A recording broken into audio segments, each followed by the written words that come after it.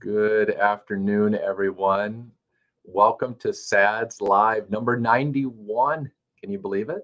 We've been together for a long time since something called the COVID-19 pandemic. I think our first together opportunity here was February 2020. So I'm Mike Ackerman. It's great to get to be with you. I'm a genetic cardiologist here at the Mayo Clinic in Rochester, Minnesota. I serve as director of Mayo Clinic's Windland Smith Rice Genetic Heart Rhythm Clinic and the Windland Smith Rice Sudden Death Genomics Laboratory. And I'm here on behalf of my boss for the SADS Foundation, Alice Laura, our CEO, for SADS Foundation, Sudden Arrhythmia Death Syndrome Foundation. Yes, it doesn't sound like a great name. It sounds sad, but our whole goal, as you know, is to stop SADS. And so that our families who have a genetic heart rhythm condition that is indeed sudden cardiac death predisposing at some level, for many people, trivial, for others, more, for others, perhaps spooky, but whatever the level, that when we recognize it, diagnose it, risk stratify it, and treat it well, our families live and thrive despite their condition. And so welcome to this program, and this month is dedicated to one specific genetic heart rhythm disorder called CPVT. C, catecholaminergic, P, polymorphic, V, ventricular, T, tachycardia, CPVT. It's an incredibly interesting condition. It is far less common than long QT syndrome, but probably affects 1 in 5,000 to 1 in 10,000 individuals. We have lots of work to do with respect to this condition. Unacceptable delays in diagnosis of it, leading to unacceptable delays in initiating effective life-saving therapy. And so we at SADS Foundation are working hard at increasing awareness of the warning signs for it, to get patients routed to the right members of their healthcare team, to get right therapies initiated properly, not too hot, not too cold, just right, so that our patients and families with CPVT can live and thrive. So many people are joining in, and I love seeing the names pop up, and we'll be taking your questions. I have a really special guest. I'm very proud of her, wrapping up soon, first year of medical school, a medical student. But before I introduce her, I want to give you a couple of highlights, not related to CPVT, but in general for your conditions.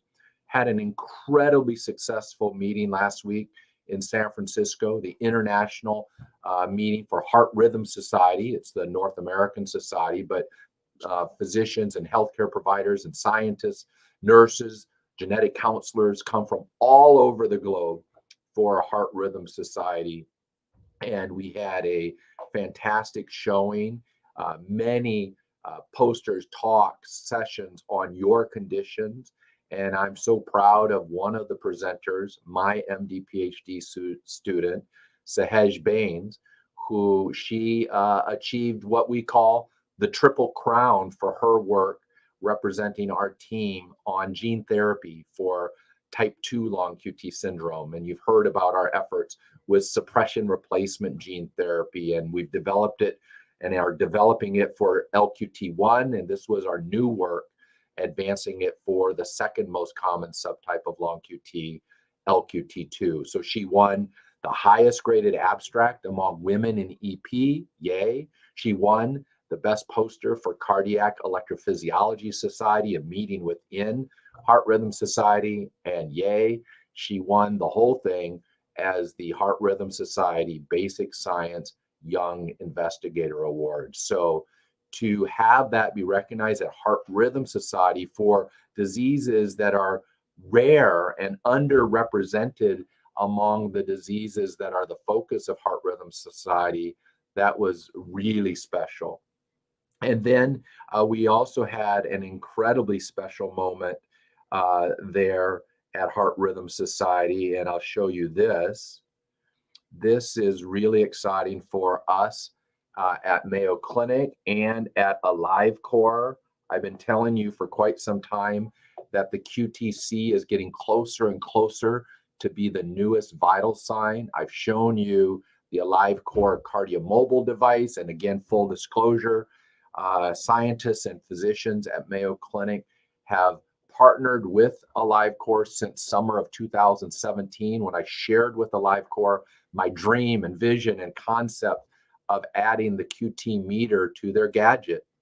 And it's now made its way all the way through the progression and received, I'm glad and excited to share with you, FDA approval. FDA clearance is the actual word, on April 26, 2022. So it's 10 days old, the new vital sign.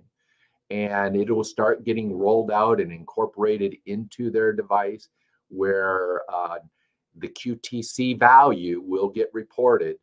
And it will now become what I've called the newest vital sign. It will have a decent impact for long QT syndrome families. It's going to have a far greater impact to prevent the tragedy of drug-induced sudden death of people who don't even have long QT syndrome, but just have a bad reaction to a potential QT prolonging medication. So a tremendous excitement. It's good to see something make its way from basic science concept to one of the first artificial intelligence approved algorithms for a new vital sign in cardiology and medicine. So with that, let's come and focus on CPVT Awareness Month. And to kick off CPVT, Catecholaminergic polymorphic ventricular tachycardia, everybody say that fast 5 times. Aaron's going to bring on a very special person, future physician Jocelyn Conroy from Portland, Oregon. So here comes Jocelyn. And Jocelyn just finished one of her finals in pulmonology earlier today, as a first-year medical student at OHSU, Oregon Health Sciences University. So Jocelyn, welcome to SADS Live. Thank you. I'm excited to be here. It's exciting to have you with us, and to sort of kick off CPVT Awareness Month with your story. And so take us to in the beginning. How did your story and the discovery of your CPVT come about? Yeah, so I was diagnosed with a cardiac arrhythmia that eventually turned out to be CPVT when I was 11 years old. I have never had any symptoms or anything like that. I've never felt my heart racing, no skipping, no sudden fainting, like none of the traditional symptoms that you think of with a lot of these disorders. So my CPVT was kind of found on accident.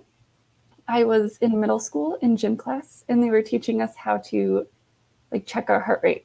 And I was just having a really hard time finding a steady rhythm to be able to count. And I thought, oh, I must just, I'm a kid, I'm probably just bad at finding the right spot.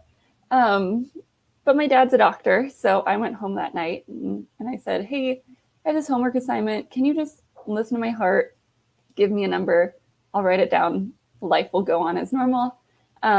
So he listened to my heart, and that ended up starting the cascade of events that eventually got me diagnosed with CPVT. Wow. So I think for all of the listeners out there, I think it's fair to say that that's an unusual portal of entry for how our CPVT families get discovered or uncovered, because often CPVT families, most of the time, the rhythm, like right now, is completely normal, completely steady, maybe a little on the slow side. It's called sinus bradycardia or slow heart rate, but that's not a characteristic way in which families come to discovery. But so you listen, you can't find your pulse or figure it out. Dad, the doctor, listens and sends you to the doctor. But normally the doctor just does an ECG, and then that would have been normal. But for you, they must have done more than that. Yes. So during my diagnosis process, they did an ECG, which was abnormal. They saw a lot of preventricular contractions, PVCs. And they did like a 24-hour ECG, which was a Holter monitor.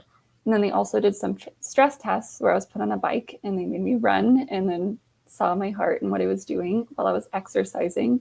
And they also, at the time of diagnosis, did an echocardiogram to make sure that it wasn't like a structural abnormality in my heart.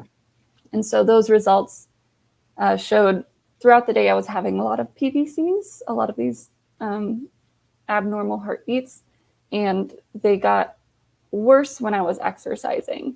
And that's a pretty good signal of CPVT because it is triggered by adrenaline or epinephrine in science terms. So yes, so that's what they saw. And even though I wasn't having any symptoms at the time, they decided to start me on treatment just based on what they saw in those ECGs. And so you were about how old then, Jocelyn? 11, you said? Yes, I was 11.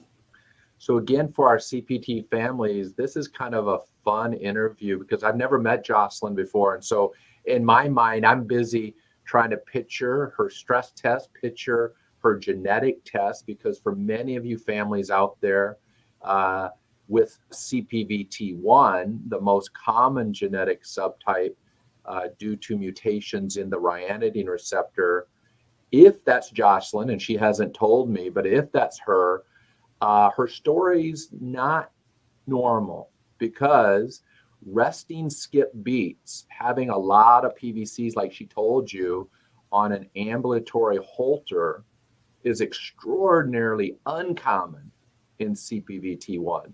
CPVT1 patients almost always, you can never say always, but almost always never have skip beats at rest. And the skip beats only come out on a treadmill or on exercise or on adrenaline. And then when the workout or the excitement is over, the skip beats go away again. So when you heard her say they saw a lot of PVCs when she was just sitting around, which is probably what her dad felt and heard, that's really unusual for CPVT1.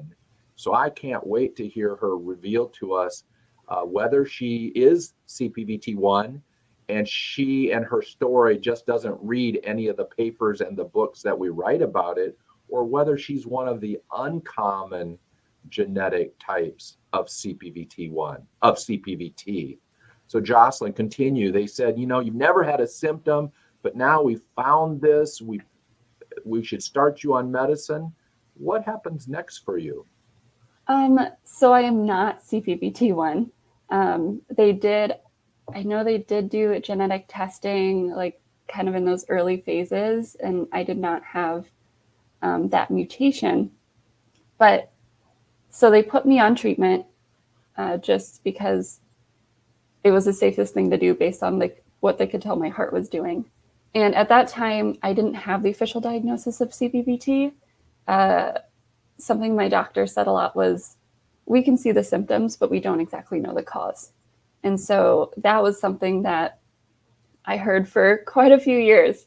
And after a couple years of that, my doctor started introducing, okay, CPVT is something we're looking into.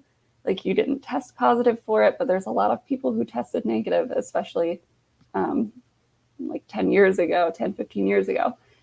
So we were keeping that in our mind.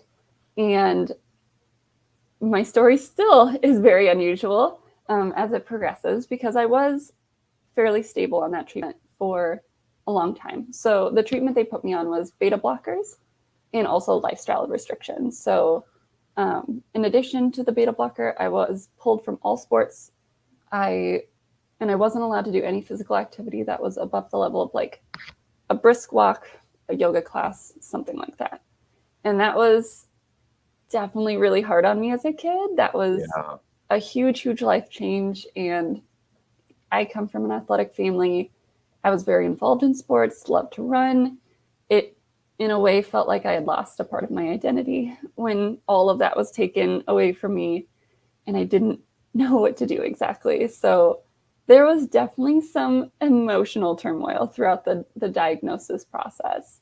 But once all the initial kind of diagnostic tests were through and things were kind of stable and I was on treatment and it was fairly well controlled, things calmed down in my life for a long time. So all of this was happening when I was like 11 to like early teenage years, and things stayed relatively the same all the way through when I was a senior in college. So when I was 22, and at that time, I started a new medication. It was supposed to be safe for people with CPVT or other similar heart conditions. But for some reason, my body didn't like it. It made my arrhythmia worse. And so I went back in for a just annual regular checkup to see how my heart was doing, and things were worse. And we didn't know why, because CPVT isn't something that should be progressing or anything like that. So we increased my dose of beta blockers, tried again, and it was still like very abnormal for my baseline. So we tried again and it was still abnormal. And like, regardless of what we were doing with the beta blockers, it was just kind of a scary time in my life. And the PVCs were getting out of control. They were coming in like triplets and strings of VTAC that were making us very seriously consider an ICD. I don't have one right now. But that we were on the verge of kind of having that conversation and starting that process. But luckily, we kind of figured out like maybe it's this medication, took me off of it. And things did normalize after that. But while all that was happening, while it was in this time period where my arrhythmia was worse, we saw something that really nailed down the diagnosis of CPVT, and that was bidirectional tachycardia, which doesn't happen with a lot of heart conditions aside from things like digitalis toxicity. But like, I hadn't been into any digitalis or anything. So that is something that is a sign of CPVT, not a super common one, but that was kind of how I got the official diagnosis. Like, I remember my doctor called me on the phone. He's like, okay, like we've been thinking about this for quite a few years. Like, this just kind of tips it over the edge and says like, yes, this is what we're looking at here. So even now, I have done multiple genetic tests and I've come back negative to all the markers that we know are linked to CPVT. So genetically, I don't have one of those markers, but a lot of people with CPVT are still ungenotyped. They don't know what genetic marker is causing it. But just based on the clinical symptoms alone and the way I react to adrenaline and that bidirectional tachycardia, those kind of things, we were able to make like an official clinical diagnosis. And so that's how I got involved with the SADS Foundation. And I've gotten to meet other people with CPVT, and it's been a really, really amazing experience to actually find people with similar experience as me. I know my story is pretty atypical, especially for somebody with CPVT, but just finding other people with like similar heart conditions has been really great. So, well, thanks for sharing that story, Jocelyn, and pointing out that not all things are as advertised, and importantly for the families that have characteristic CPVT, I just want you to know that Jocelyn's story is probably the 1%er. So it is not the story of CPVT. It's not the way it's diagnosed normally. It's a very, as she said, atypical. The doctors have concluded that that's the best label for her heart rhythm condition, but things are to be determined as to what exactly is the underlying entity. And so it's great that you're doing well. I can imagine, you were caught at sort of a really challenging age, and some questions have come up on the sidebar, and I welcome any of you to ask any questions that you want for me, as we'll spend the last 15 minutes engaged in your questions. But they're asking about my thoughts about sports and CPVT. And you said that was a really hard time in your life, Jocelyn, when they sort of put you in the penalty box of life. Can you share a little bit with just how hard of a time was that? I've seen patients where it's such a hard time that they go to a very, very, very dark place in life, and including some people who try to end life. It got so dark. What were the challenges for you when they told you, sorry, Jocelyn, no more sports, no more play, just barely get your heart rate up, walk slowly to the bus? Yeah, so that lifestyle change was one of the hardest parts of this whole process, especially because I was such a young age. I didn't have a super strong sense of who I was, aside from just a collection of likes and dislikes. And I knew I liked sports. And so when that was taken away from me, it's like, well, now what do I do? So I am definitely one of the people that didn't do so well in that process. I think I could have really benefited from some like emotional, psychological support at that age. I know a lot of people don't think of 11-year-olds, especially ones who are like walking, talking, like functioning normally, and thinking like, oh, they need therapy or they need help or something like that. But I am a huge like advocate for mental health because of what I went through and because of how hard it was for me. There were some things that made it a little bit more difficult than it needed to be. I think one of them was my school didn't want to let me out of gym class. They really pushed back on these restrictions that my doctor was putting on me. And so my doctor was saying like, hey, you should excuse her from this. And my school was like, no, like she's a student, all students should do this. And kind of the agreement that they settled on for a little while was, okay, like she has to, like they have to let her, like they can't force me to run and do the things that are unsafe for me, but they were forcing me to do gym class. And so what they had me do is they had me sit on the sidelines and like watch all the other students as they were participating in gym. And that was not a good solution for me as a child that age, because it really kind of rubbed in like, okay, now I get to sit here and watch all these other kids who are doing what I want to do so badly, and that I'm being told that I can't. And it just kind of, it really brought up like, why can't I go run and play with like the other kids? Like what's going on here? And it also brought a lot of attention to me. The other children, like me just sitting on the sidelines, they were asking a lot of like, what's wrong with you? Like, why aren't you participating? What's going on here? And I remember being very confused as a kid and just wondering like, how am I ever supposed to ask or answer these questions that my peers have about me if I don't even know myself what's going on? It was such like a rocky, confusing journey. And especially as a kid, like I was definitely not like super involved all the time on like exactly what was going on with my heart. Like, so yeah, there was a lot of confusion and a lot of just feeling left out and feeling kind of lost. And so it was a very, very difficult time for me. Yeah.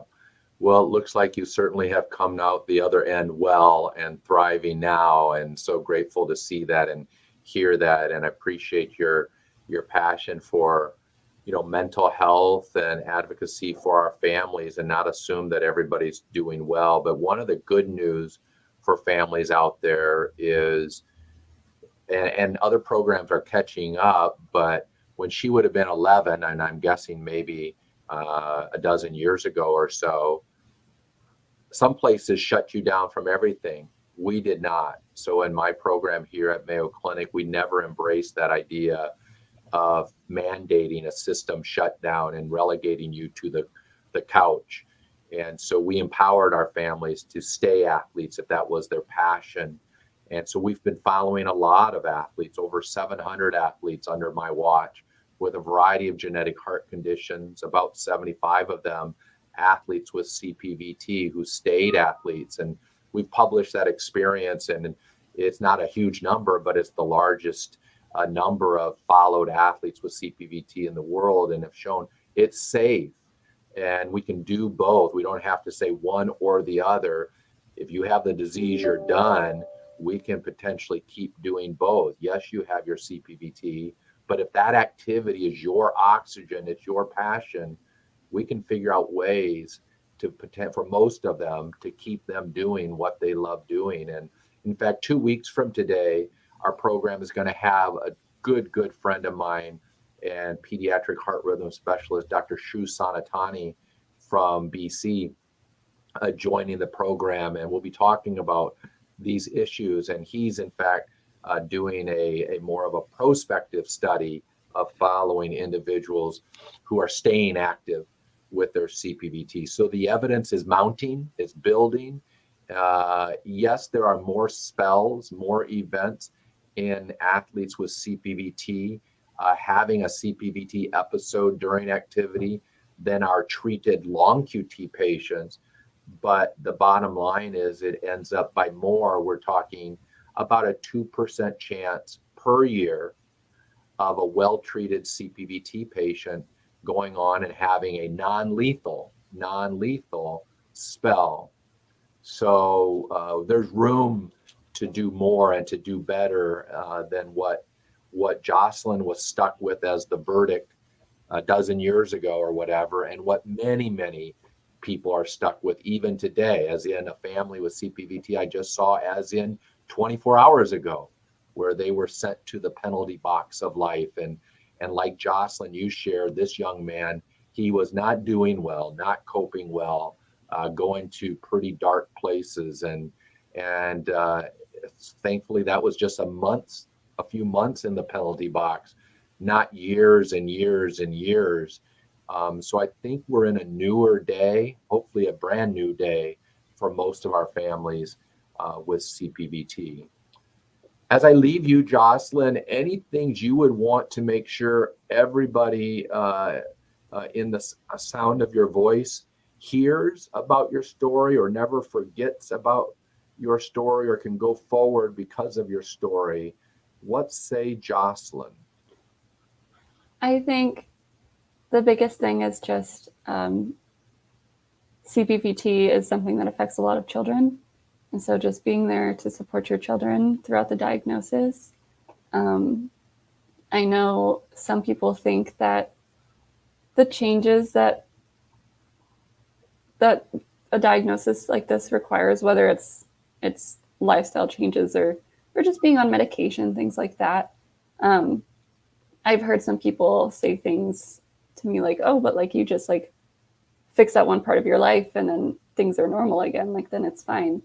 But just understand that like this diagnosis stays with you, and it can be a challenge, and just make sure that you're checking in with your kids who have it, and just making sure that they're all right and that they feel supported and that they have community around them that they know is taking care of them. And I think the SADS Foundation is really, really amazing for that.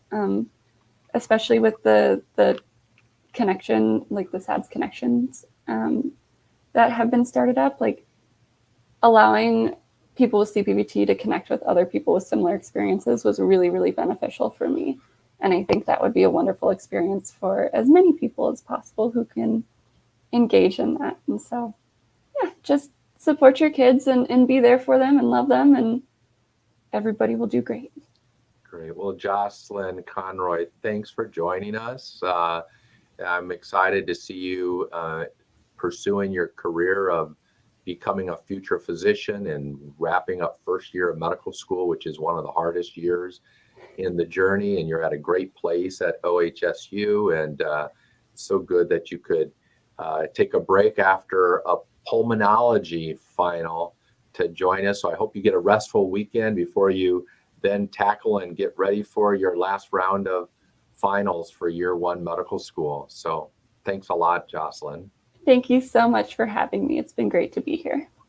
Okay, all the best to you. Blessings to you. And for those who are still on, you've pinged in a few questions to set the stage, and I will grab those during our few minutes. And I'm a little jealous, Dominic. 10-year-old twins. Oh, that would be a blast. And twin boys and doing archery and golf, and that's great. Archery's my niece is quite an accomplished archer, I guess it's called. And golf. I still golf. I'm still no good at it. And Sandy from Montana. I love Montana. Big Sky is one of my most favorite places in the world out there, and would be delighted to see you as you ask on campus or by virtual visits. That's one of the blessings of the pandemic, I suppose, is how it's taught us how to do video medicine. And as long as the cross state rules of operation are exempted during the pandemic, we and others are still allowed to do initial virtual visits for people out of state. And when that will change back to only return visits for people who have originally come on campus, time will tell. But for now, I see patients here, there, everywhere on campus or by video. I did video yesterday for a family in Uruguay, a video consult yesterday for a family way down under in New Zealand. So yes, Erica is asking, she was at a SADS conference, and it was great to have you at our SADS conference. We postponed and rescheduled the International SADS conference 3 times, but no more. It is happening. November 2022. I don't have the weekend on my tip of my tongue, but Houston, Texas. It's hosted by Dr. Kim. There will be a physician one. The family one will be virtual, and some updates about that. But the SADS conference is happening. And there you said about lorazepam, generic name, Ativan, trade name, to treat CPVT in an emergency case. There is no paper. It's just that Ativan, lorazepam is an incredibly effective anti-anxiety medicine. And you can imagine that in the ICU, when you've had shocks and getting a shock or having spells, the anxiety for the patient and the parents is going through the roof in that room. And so a great way to adjust the energy is Ativan. So I teach the trainees and fellows that although lorazepam is not a true antiarrhythmic drug, it's one of your best antiarrhythmic strategies for families with long QT and CPVT to try to break the emotional energy, adrenaline, sympathetic nervous system connection. And my impression is that circuitry for which Ativan works absolutely the best when you're in a pickle is actually type 2 long QT syndrome, although we've never proven that it's best in that one. And then a question for CPVT families and long QT families about antidepressant medications for PTSD, post-traumatic stress disorder. That PTSD can be because of the disease. It could be because of the defibrillator, if there's one. It could be because of the defibrillator shocking you by mistake, if that has happened. Or it could be PTSD for reasons completely unrelated to your long QT or CPVT. And you and your mental health specialist are working with your strategies, the non-medication, cognitive behavioral strategies, counseling, and so forth. But then when you and your mental health specialist say, we really need pharmacologic help, and you would benefit from drug X, and that drug has a name, and that name places it on the QT drug hit list, www.crediblemeds.org, then can you take it, or which one can you take? Good news for CPVT Awareness Month is the mental health specialist can use anything for the struggling CPVT patient, because none of the medications that we use for mental health are CPVT agitating. That's good news. For long QT families, many of the medicines, like the one is being asked is Zoloft or sertraline, they find themselves on the Credible Meds hit list. I can't tell you which one to take because that's really about you and your mental health specialist. I can tell you that we take care of hundreds and hundreds of patients with long QT syndrome who have dealt with, presently or in the past, concomitant anxiety or depression, for which we have used medications that do find themselves on the do not take list. So it is something that you have to work with your heart specialist, your mental health specialist, do the risk benefit balance, see if there's margin, safety, room to add a QT agitator potentially to the mix, and whether that can be done safely. I can only tell you that the way we do it, we've actually never in 20 years have had a situation where our desire to treat our patient's anxiety or depression then snake bit us and triggered or activated their long QT. Sonia is asking that because we ran out of time, so we got yours in before we run out of time again, to explain the difference between what's called a PVC and an ectopic beat. It's easy, they're the same. So they're just different ways of calling the same phenomenon if they're coming from the bottom chamber, the pumping chamber called the ventricle. If there's an early beat, an extra beat, a skip beat, an ectopic beat coming from the ventricle, then that's called a PVC. P, premature, V, ventricle coming from the bottom chamber, C, contraction or premature ventricular beat, then they call it a PVB. And so it's really describing the same thing. And as we heard from Jocelyn, she was having PVCs, ectopy, at rest that then got more during exercise. And her resting ectopy, her resting PVCs is what made me say, wait a second, there's almost no way that she's going to tell me that she has a mutation in the RYR2 gene that makes those of you who have RYR2 gene positive CPVT what we call CPVT1. And so hopefully that explanation helps, because we have 3 minutes on the clock. And some questions kind of flew in then here. And we'll take this one as the last one. And Gemma is asking about CPVT in the presence of brain conditions like ADHD and autism. So there is a connection. It's a weak connection, meaning just because you have CPVT, you don't have autism. But this was led by a good friend of mine, Professor Arthur Wilde in Amsterdam, Netherlands. We published this about 1 to 2 years ago now in the journal called JACC, or European Heart Journal. I can't remember which right now. And we showed that among a large collection of individuals diagnosed with ryanodine receptor CPVT, CPVT1, that about 10% had bona fide learning disabilities on the order of autism spectrum as discoverable by somebody like me, a heart doctor. So we actually don't know how high or how much higher it might be if every CPVT1 patient went through a rigorous neurocognitive evaluation to see, are there more subtle signals or signatures. But where it was more obvious, we're at about 10%.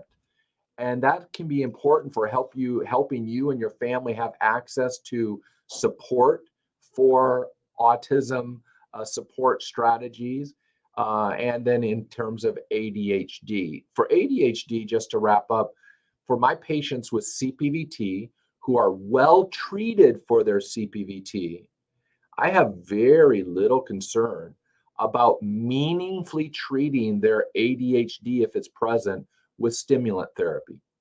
We do this in partnership with your ADHD specialist, with your cardiologist. We make sure we're pleased with the treatment program for your CPVT, but I have almost no worry about the idea of stimulant therapy with ADHD medicines and of any flavor, Ritalin, Adderall, Vyvanse, Concerta, Strattera, doesn't matter.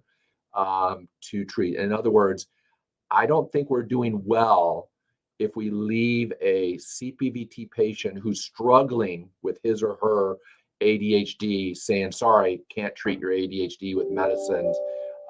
They might be CPVT dangerous. Or if you're a long QT person, they might be long QT dangerous.